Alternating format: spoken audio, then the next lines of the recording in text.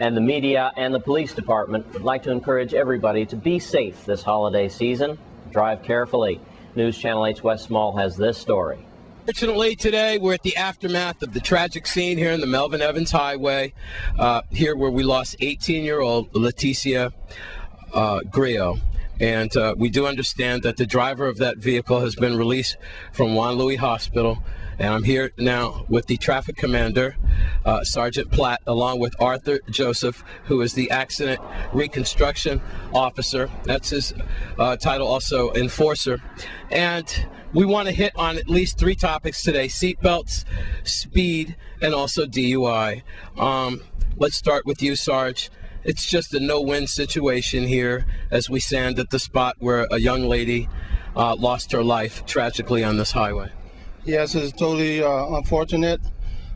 But my point I want to bring across today, Wes, is we have to get it out to the public that speed is not something that you want to get in the habit of doing.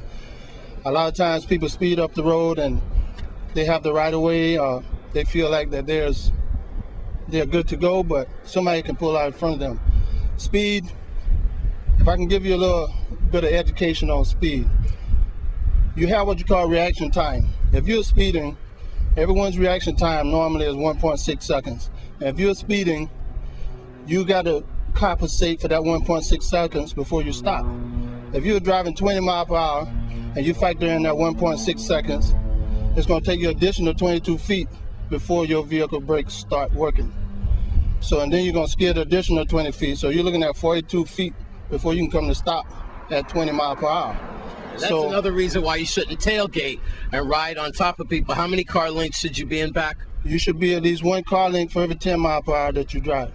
So as your speed increase, you should increase your length of cars. If you're driving 50 miles per hour, you should be about 5 car lengths behind the car in front of you.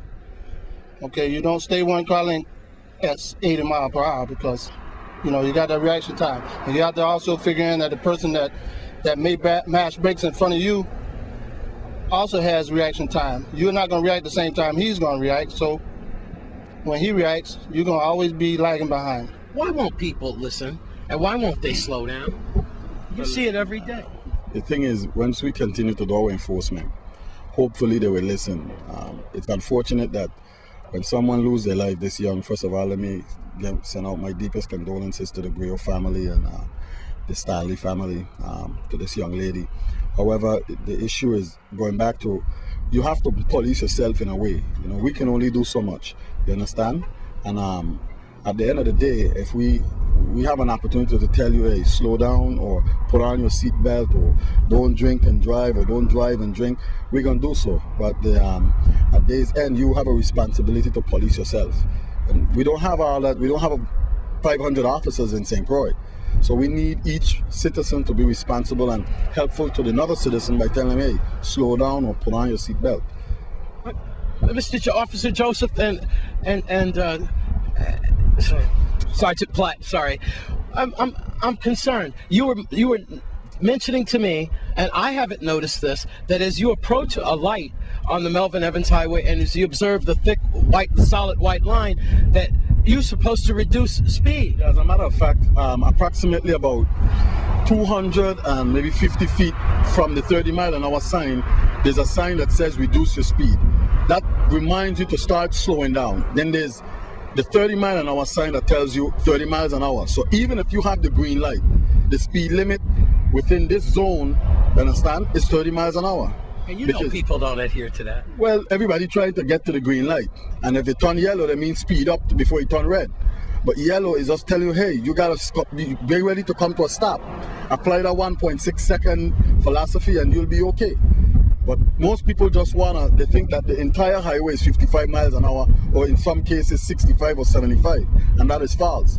Understand? But the one thing you have to understand, if you have on your seatbelt, the driver in the territory is responsible for making sure that all passengers are buckled in. Yes. Even though our laws do not require the rear seat passengers, as you can see, when certain types of collisions occur, you should be buckled in. Obviously, that makes sense. Don't always save your life. It depends on the crash that you have, but it guarantees that depending on the crash, you're going to reduce your injuries and including reduce the likelihood of fatality. And that's a fact. All right, now DUIs.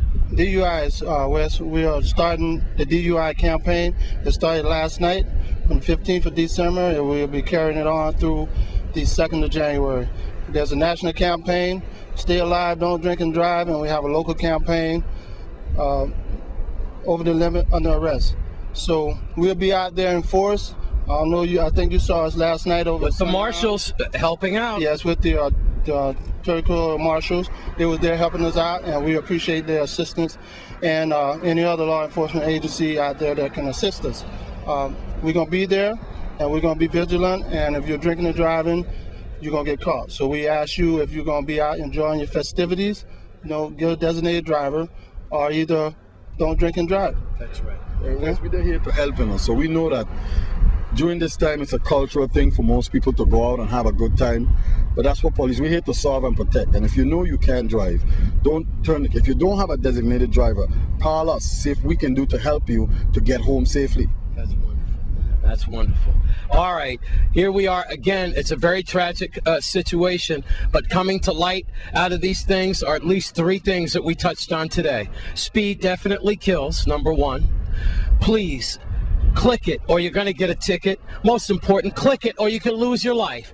One thing we know for certain, these 2 18-year-old girls were not wearing their seatbelts. And you know what? It is what it is. You can replace a vehicle, but you cannot replace these beautiful ladies. And that is very important. And of course, don't drink and drive. I want to thank you 2 guys out there. Go get them. That's all I could say.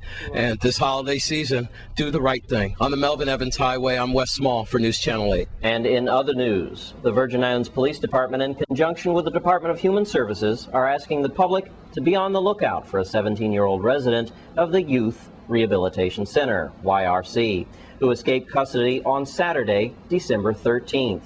If you have seen Kareem Lewis, please contact the authorities at 778-2211. And stay with us on News Channel 8. Your Caribbean Report is up next.